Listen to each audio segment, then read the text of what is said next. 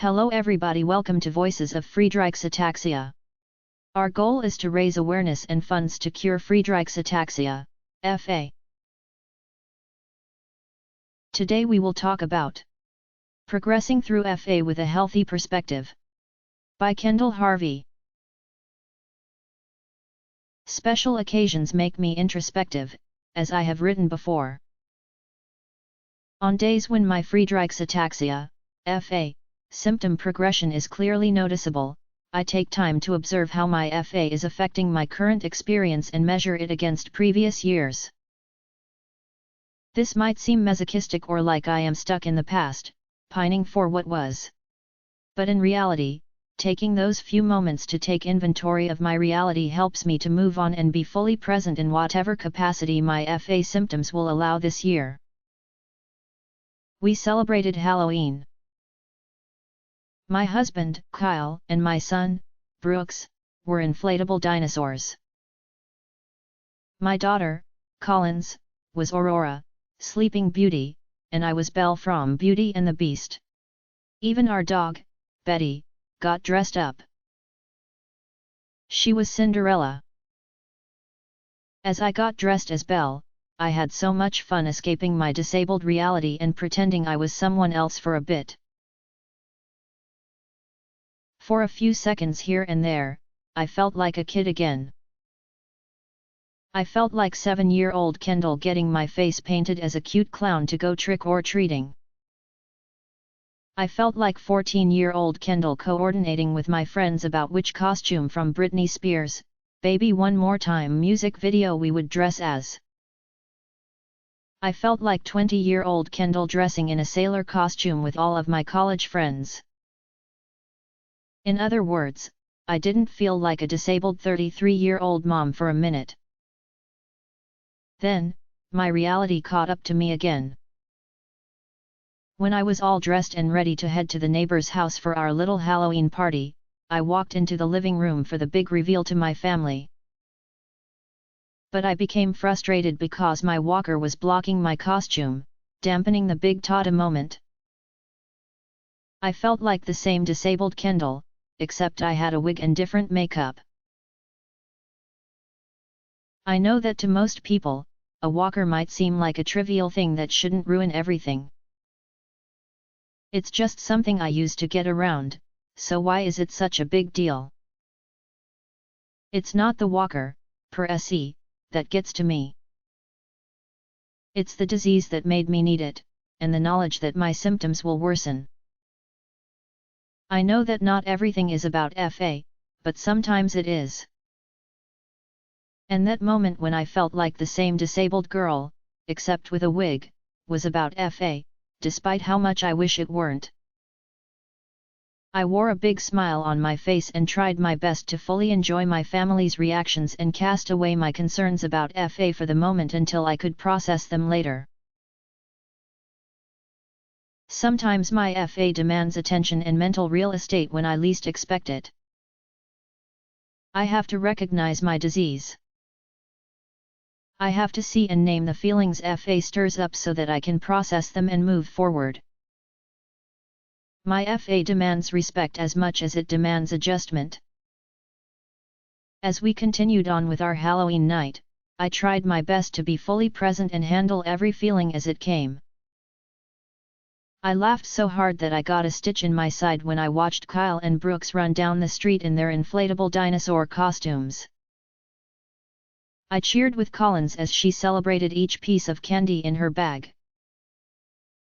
I felt grateful for the golf cart I was driving so that I could safely roll alongside them and not miss anything. I felt sad and jealous when I saw other moms running around with their kids. Each feeling claimed time in my Halloween experience. I kept thinking back to Halloween 5 years ago when I was able to pull Brooks in a wagon. I felt so frustrated and disabled with my current stage of progression. I kept telling myself, you can still safely participate from the golf cart. Remember how that Halloween pulling the wagon was emotional because you had to pass the wagon to Kyle and use his arm when the hills were too much? So, this isn't all bad, just like that wasn't all good. Enjoy what you can while you can. And just handle whatever else comes when it comes. Be present. Take this experience for what it is. For me, I am why Walker helps to give each emotion time and respect. It helps me adjust the ever-changing perspective needed to handle a progressive disease like FA. If I process the bad, it helps me appreciate the good. Kendall Harvey is also an FA patient, and this information was taken from Team Kendall with their permission. The link is provided in description.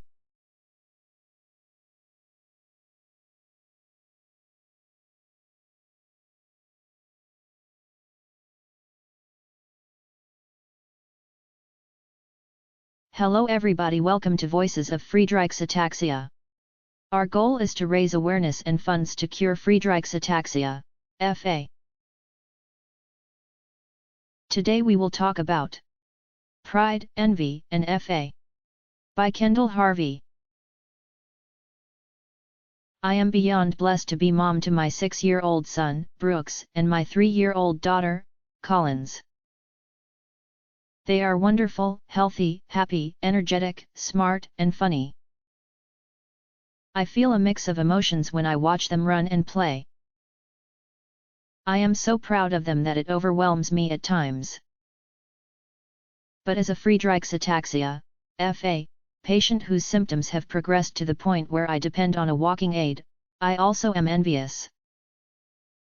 Mostly, I am happy for my kids' health and abilities, but I am ashamed to admit that I feel a bit jealous and resentful of FA. When my husband, Kyle, and I were considering having children, Kyle was tested to determine whether he was a carrier for the FA gene. He isn't, which assured us that our kids would be symptomless carriers and not FA patients. As a result, when Collins trips while walking, I don't immediately think, oh goodness, her FA is already starting. I take comfort in knowing our kids won't have to endure the cruel progression of FA. I rest easy knowing that their precious bodies won't betray and frustrate them every minute of the day because of FA. Since he was 3, Brooks has loved playing baseball. He is a joy to watch on the field. His happiness is tangible, and his passion contagious. Outside of practice and organized games, every spare minute is consumed with baseball. He'll arrive home from kindergarten, store his backpack, then pick up his glove and throw the ball to himself. He is obsessed. I am so proud of him as I cheer him on from the sidelines. It's exciting to watch him perform and to see his capable body rise to the challenge of Little League. But I battle feelings of jealousy when I see the dugout moms scrambling around to get the kids' helmets on, line them up in the batting order, or get them ready to take their positions on the field. Before FA, I always thought it would be me helping them. Brooks turned 6 this week, and we had a fun Ninja Warrior themed birthday party for him at a local gym with a Ninja Warrior center. Brooks and his friends had a blast running, jumping, climbing, and sliding on all of the obstacles and trampolines. I sat on the sidelines with my walker so that I could pop up and pass out cupcakes, party favors, drinks, and whatever else was required of the hostess. As I was chatting with the other parents and keeping an eye on the craziness, envy kept creeping into my thoughts. I could vividly remember what it felt like to run full speed and fly into a foam pit. I could remember practicing my back handsprings and flips on the trampoline during cheerleading practice. And now I can't even walk from one point to another without help. I was so jealous of those kids. I was also envious of my husband, who ran around with Brooks' friends at the birthday party. When he wowed them with a backflip on the trampoline, I thought, that should be me doing that. When the other moms rescued their kids from monkey bars or showed them where to put their feet while climbing new towers, I was envious of their ease of movement and ability to connect with their kids in that manner. I've been struggling with these conflicting feelings since I found out I was pregnant with Brooks in 2014. I was teaching him to walk as my own walking abilities deteriorated. He became more sure-footed and adventurous as I became increasingly unsteady. I became dependent on my walker when Collins was 16 months old and exploring her newfound freedom. I celebrated their milestones while simultaneously mourning my disease progression. I swelled with pride at their delight in mastering new feats and then cried myself to sleep, overwhelmed by my physical defeat. They say that youth is wasted on the young, but I passionately disagree. What better time is there to be energetic, fearless, and carefree than when you're a child? I think the young cherish and use these gifts in the best way. They have fun. I think adults would just hoard and try to capitalize on the gifts of youth because we know their fleeting value. I don't think youth is wasted on the young, but occasionally, I feel that ability is taken for granted by the able-bodied. I am certain I will have these conflicting feelings my entire life. But despite these fleeting feelings, I can continue to strive for a full life despite disability, even if it means occasionally living vicariously through my kids and my friends. Kendall Harvey is also an FA patient, and this information was taken from Team Kendall with their permission. The link is provided in description.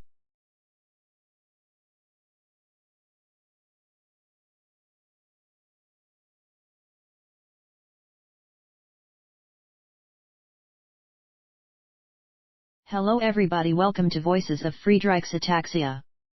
Our goal is to raise awareness and funds to cure Friedreich's Ataxia, FA.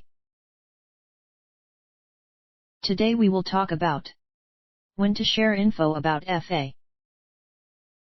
By Kendall Harvey. One of the most difficult parts of using a mobility aid is unavoidably revealing that I am not normal. Since becoming dependent on my walker, I feel like I'm constantly broadcasting my most all-consuming source of fear and frustration to the world, regardless of my mood or the people I am around. It is especially hard to be the lady with the walker when meeting new people. From a young age, we are told to put our best foot forward and make a good first impression. Unfortunately, I put my walker forward and leave the impression that something is wrong with me. This catches people off guard and makes simple introductions complicated and concerning. Normally, when I am out and about, I kindly smile at passing strangers, then go about my day. They may wonder, why was that lady using a walker? Their questions don't overly concern me because I will likely never see them again, and I don't owe every single person I interact with an in-depth explanation of my disability, especially if they don't ask. I just try to spread enough kindness to leave a positive impression of the lady with the walker. Lately, introductions have become more complicated.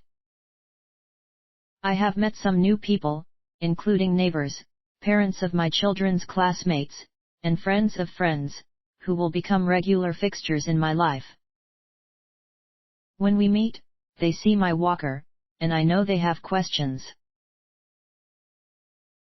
At that point, I say, I use this walker because I have a progressively degenerative disease called Friedreich's Ataxia, FA, that slowly takes away my ability to walk.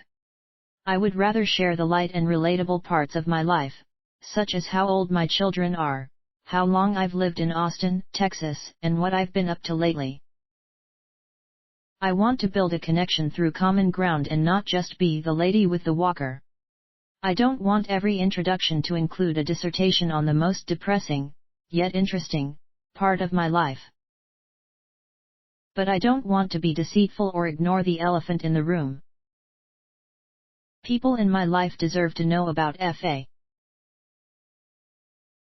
I know people will easily remember that girl Kendall, with the walker, because it's not every day you meet a 33-year-old who depends on a mobility aid. Yet, I'd rather not taint their impression of me with sadness and concern by oversharing about my disease. Still, I don't want to make people uncomfortable by not explaining why I use a walker. It is obvious I am disabled. I use a walker, my speech is slow and slurred, and my back is not perfectly straight. What isn't obvious is why. I haven't yet figured out the best way to handle this predicament. I don't think there is a universal answer to the timing of sharing information about FA. What I do know is that FA is rare and complicated. Sharing all the details would be a lot of heavy information to dump on a relative stranger. I also know that most people are genuinely kind, and it is ultimately their choice how to process and digest information about FA.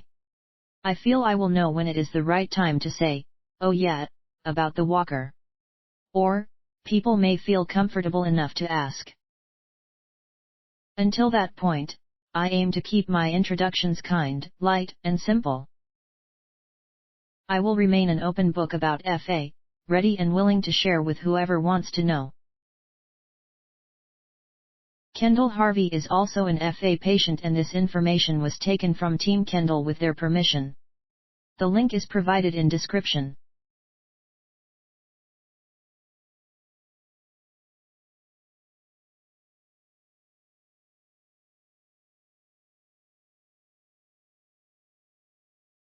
Hello everybody, welcome to Voices of Friedreich's Ataxia. Our goal is to raise awareness and funds to cure Friedreich's Ataxia, FA. Today we will talk about Walk and Roll with FA by Kendall Harvey. As my Friedreich's Ataxia, FA, symptoms progress, I become increasingly dependent on assistance to walk and to generally function productively. When my symptoms first started, I was able to get by holding on to someone for support. I would loop arms with my husband, parents, or friends for extra balance. When I realized I was helpless in public unless I was pushing a stroller or a shopping cart or depending on someone's arm for help, I decided it was time to start using a real walking aid instead of relying on substitutes. That's when I got my first rollator. It was a standard, 4-wheel folding rollator I bought secondhand on Facebook Marketplace. But it sat in my garage for a couple of months because my pride got in the way. I was convinced that its presence would scare my symptoms into submission. I had hoped I would see it and laugh, thinking, wow, buying that was premature. I don't need it. But I did need it. I quickly realized, though, that it wasn't the right walker for my lifestyle. It was too heavy, bulky, and unpredictable to keep in my car for errands. So, I ordered my first 3-wheel rollator about 2.5 years ago. The 3-wheel rollator is smaller when folded, and it remains folded so I can safely lift it in and out of the car. I used it for about 5 months before I needed assistance around the house as well. I tried using the 4-wheel rollator again, but it still wasn't right. It was too bulky and inconvenient. The 3-wheel rollator has a slimmer width and is nimbler, so I bought a second one to use around the house. I am used to assistive devices now. I know that I need them to safely function, which doesn't mean I like this fact, just that I must accept it. My inventory of mobility aids has grown into a vast collection. I have a 3-wheel rollator that lives in my car, one that lives in my house, another that stays at my parents' house, and a 4-wheel rollator that has taken up residence in our backyard. I also have a 2-in-1 walker and a wheelchair. I use this device when traveling, for long-distance outings, and when I know I will need to give my legs a break and sit. All of these devices keep me moving safely. They allow me to independently continue to be an active participant in my life. It truly takes a village to keep me going. I have other mobility aids in my life, too. I still depend on a helpful hand when walkers aren't an option. I still use shopping carts and strollers when available. I put a bench in my bathroom so I can sit to get dressed.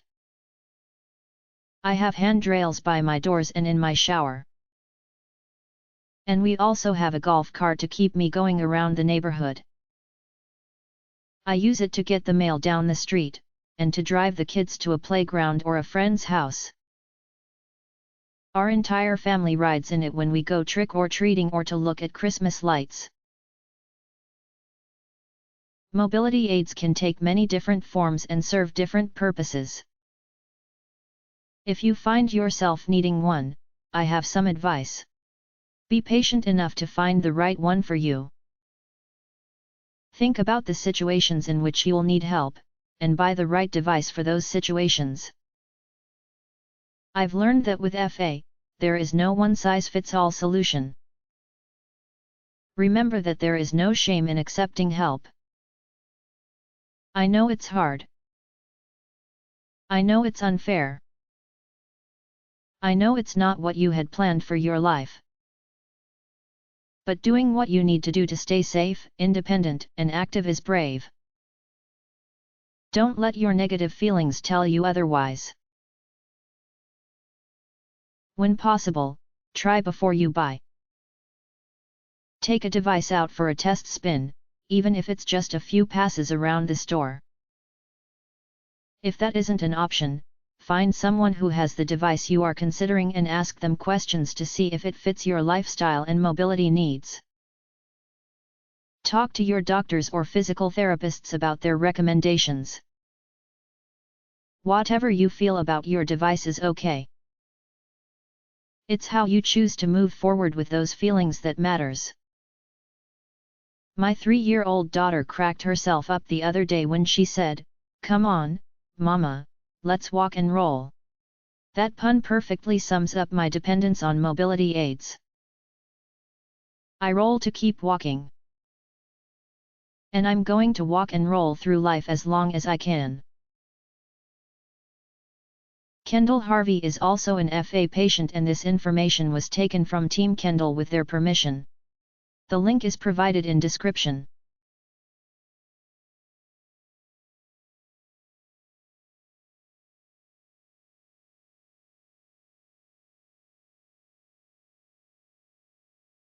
Hello everybody, welcome to Voices of Friedreich's Ataxia. Our goal is to raise awareness and funds to cure Friedreich's Ataxia, FA. Today we will talk about In the Battle with FA, We're Both Relentless. By Kendall Harvey.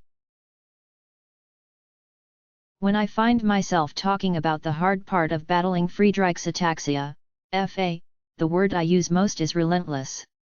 FA is a rare, genetic occurrence that causes our cells to betray us with the progressive deterioration of dexterity, coordination, energy, and more.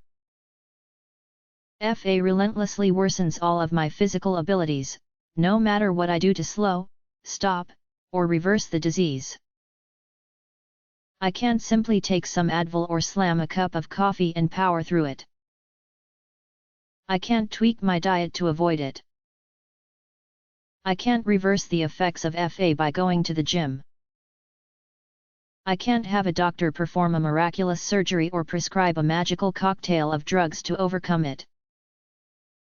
FA claims victory no matter what I try, because it relentlessly battles me in every cell. I have to hand it to FA, it's a ruthless opponent. Day after day, battle after battle, FA remains consistent and predictably problematic. Some comfort is to be found in knowing what to expect.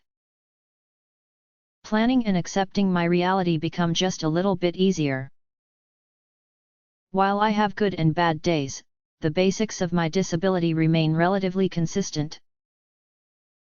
For example, I know that I will need my walker all day, no matter where I go or what I do.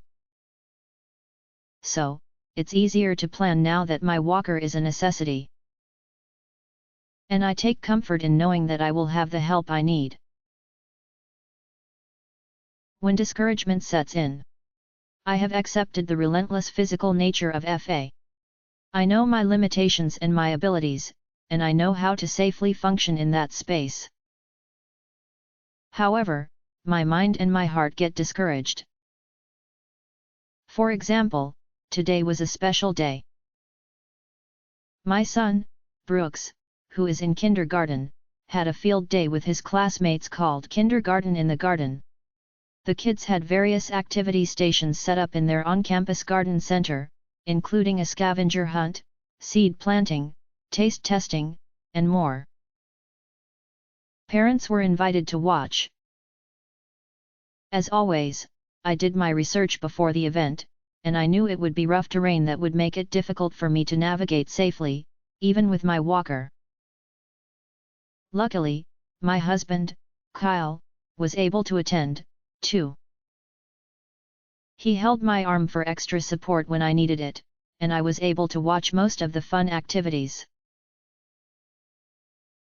I was proud of myself for getting out there and being a part of this memorable event, but my heart broke bit by bit the entire time, as the relentless reality of FA stole my ability to truly be present in the moment.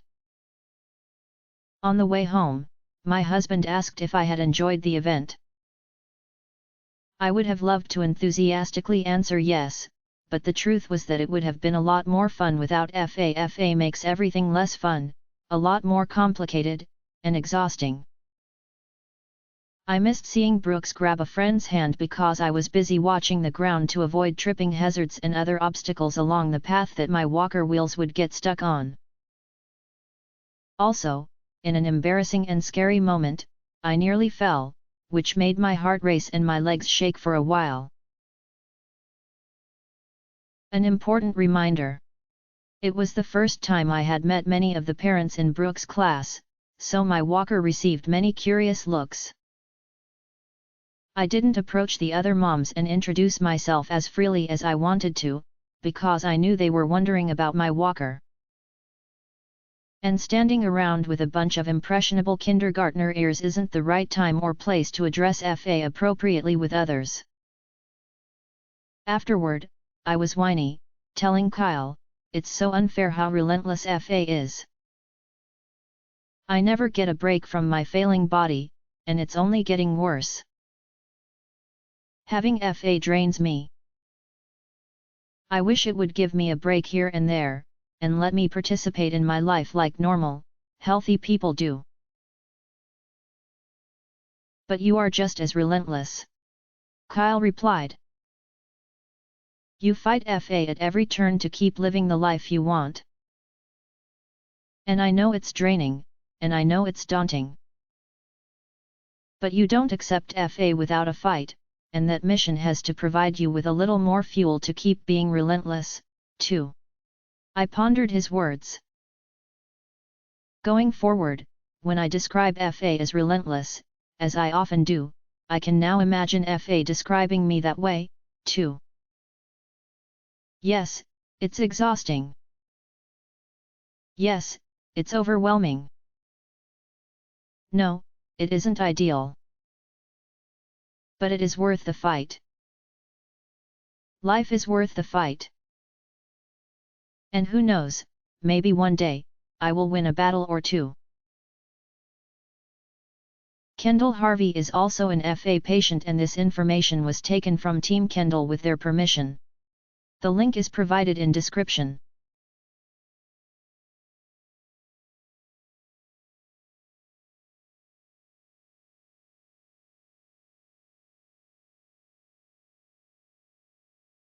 Hello everybody, welcome to Voices of Friedreich's Ataxia.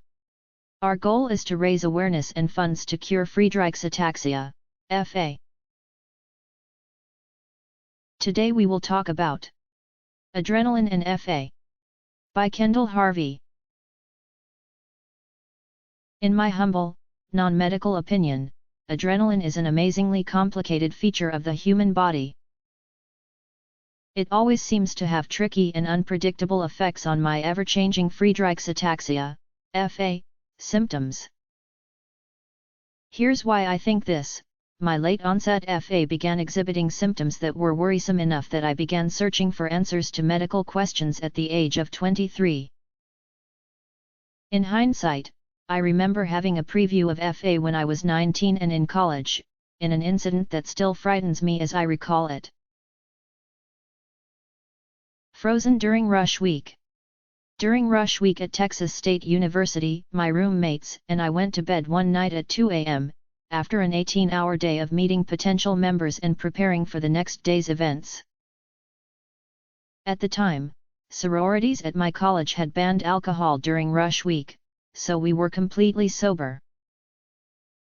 At 4 a.m., the fire alarm sounded in our apartment. My roommates and I scrambled to get out of bed and out the door. One of my roommates came into my room to make sure I was up and getting ready to exit the building. But she found me struggling to get my shorts out of the drawer. I couldn't grab a pair of shorts and dress myself. I was fumbling around and simply incapable of functioning. So, my roommate grabbed my shorts and helped me pull them up, looped my arm, and pulled me out the door. We sprinted down 4 flights of stairs and waited with other exhausted, confused, and scared residents. I was so worried.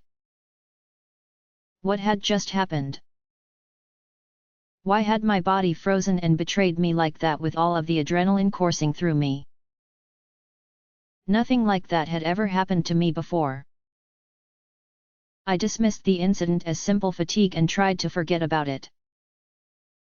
But 13 years, one FA diagnosis, and countless life events later, I can't stop thinking about that night. Last night, it happened again. Another alarming false alarm. My husband and I had put our children, ages 6 and 3, to bed before 8 p.m., and we followed later at about 10 p.m. But our fire alarm went off in the middle of the night. My husband flew out of bed to grab the kids. As he scooped up our daughter, the alarm stopped. So, he tucked her back into bed and returned to find me. I was struggling to get out of bed. He asked if I was okay, to which I responded yes, so he ran to our son's room to tuck him into bed. I just sat there, with my mind running 1,000 miles per hour and my body incapable of functioning. I was scared, frustrated, and confused, and felt dangerously helpless. What had happened? Why did the alarms go off like that? What if it had been a real fire? Strange effects. I knew adrenaline had strange effects on my FA. A couple years ago, my physical therapist worked on muscle memory with me to better equip me for situations in which my adrenaline was pumping. After expressing concern about my exaggerated symptoms in certain situations, she had me practice carrying weights to simulate my children. The idea was that if I ever found myself in an emergency situation, I would know what I was capable of. Now that my symptoms have progressed to the point that I depend on a walker, I can't carry my kids, but I have practiced and prepared other emergency protocol responses. One situation in which I was thankful for adrenaline was when I fell and obliterated my ankle. I was home with my 1-year-old daughter who was napping at the time of the accident.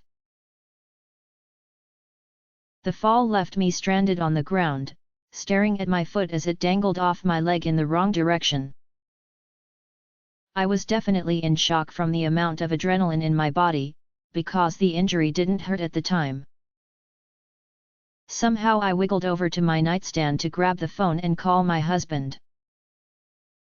Then, I called my parents, who live 5 minutes away, to watch the kids while we went to the hospital.